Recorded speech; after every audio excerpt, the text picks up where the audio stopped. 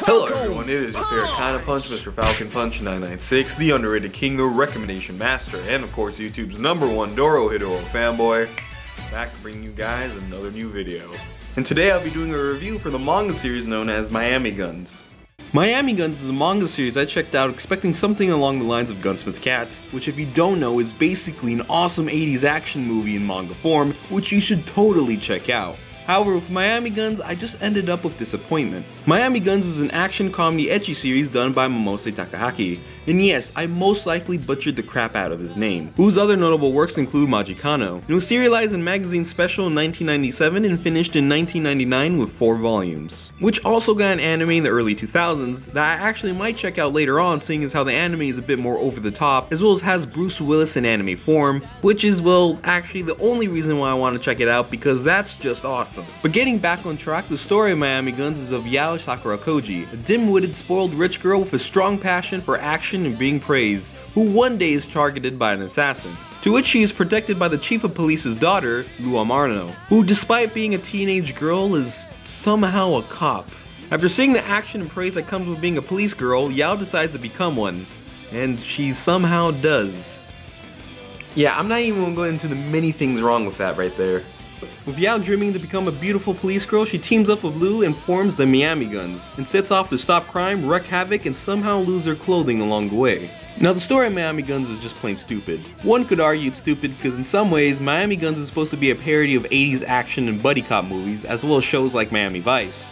However, it's just not a good one. Sure, action movies have their fair share of stupid moments, but they're usually done in a way where you're more like, it's stupidly awesome! Whereas with Miami Guns, you're more like, it's just stupid.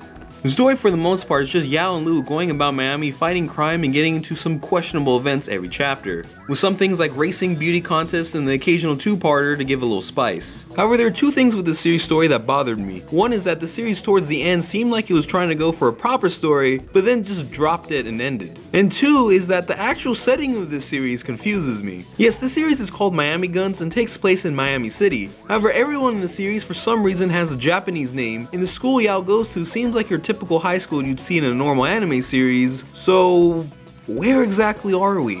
Is this really Miami, or are we in like Japan or something? That being said, while Miami Guns is weak in the story department, it does leave room for plenty of fun. Pretty forgettable fun, but fun nonetheless. Which is why for story, Miami Guns gets a 6 out of 10 for just being average. Going into special features, Miami Guns is meant to be a parody of 80s action movies, but like mentioned earlier, it's just not a good one. The action in the series just lacks impact. Usually when there's a shootout in the series, it's just gunshots and explosions. There's no real tension or excitement that would make most shootouts enjoyable. The comedy mostly consists of the others' reaction to the extreme scenarios the Miami Guns get themselves into, or just ecchi humor, all of which would occasionally get a smile out of me. Speaking of ecchi, this series has quite a lot of it, which I guess is to be expected for a manga series with 2 high school girls in miniskirts as the main characters.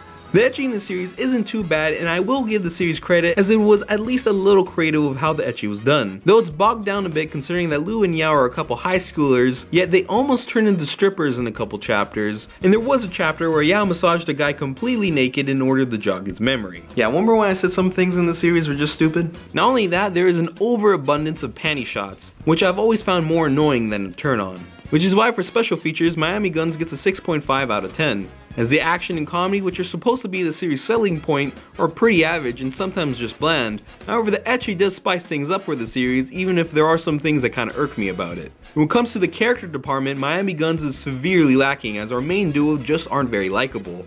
Yao is a hyperactive and pretty bitchy girl who really only joined the police for the action and praise, which as you could guess makes her a pretty unlikable character, which isn't aided by the fact that she once prayed in the chapter to get into a car chase with a bus full of children, and is extremely cocky. I mean, she literally has her own pedestal to stand on when she wins something. Looks like someone needs to have a little talk with Zebra. However, despite all this, the thing I really didn't like about her character is her abilities. What I mean by this is that Miami Guns, while not the most realistic series, I mean come on, high school police girls? But it takes place in a somewhat realistic world, which contrasts with Yao's somewhat superhuman strength and crazy skill level despite never mentioning any form of training. Lu on the other hand is a more likable character, though she pretty much is your typical silent badass type character. While she does have some quirks to spice up her character, like being pretty greedy or almost as destructive as Yao at times, but these quirks are never utilized enough to separate her from her bland character type. As a team, the Miami Guns are alright. While their personalities do balance each other out, I never got a true sense of them truly being a team. In the beginning they disliked each other, and over time they seemed to respect each other a bit more.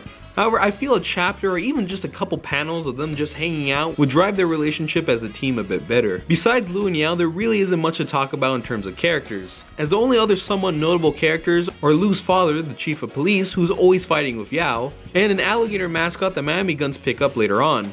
However, his character design and cartoony personality seem pretty out of place in the series. In fact, his entire chapter with the giant animals was pretty out of place too. Overall, the characters of Miami Guns are nothing special. The main duo could have had better team dynamics, as well as just been better characters themselves. Also, some characters could have been tweaked a bit to fit in more with the series' tone, which is why for characters, Miami Guns gets a 5 out of 10 for being poor.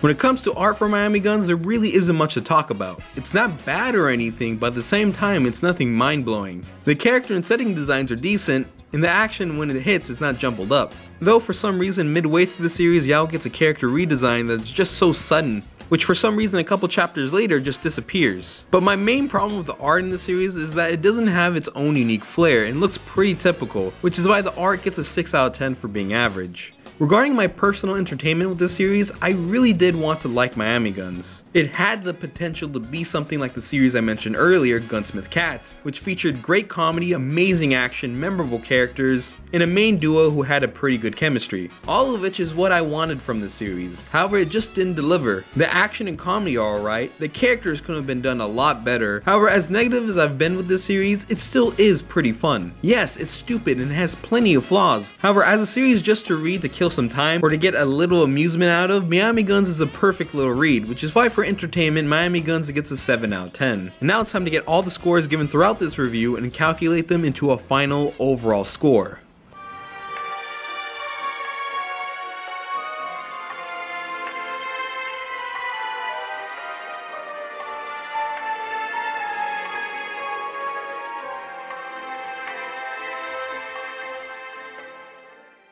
And Miami Guns gets an overall 6.1 out of 10. And before I wrap up, let's do some recommendations. Obviously, you got Gunsmith Cats, which is everything the series should have been and a lot more. And you also got Dirty Pair and You're Under Arrest if you want more action with girls with guns, causing tons of destruction wherever they go. And with that, it is time to wrap up this video. I hope you guys enjoyed this review, and as always, I am Mr.FalconPunch 996. Like, comment, subscribe, and if you haven't done any of that yet, you will be Falcon Punch in the face, so you better do it. And I'll see you guys next time. Peace.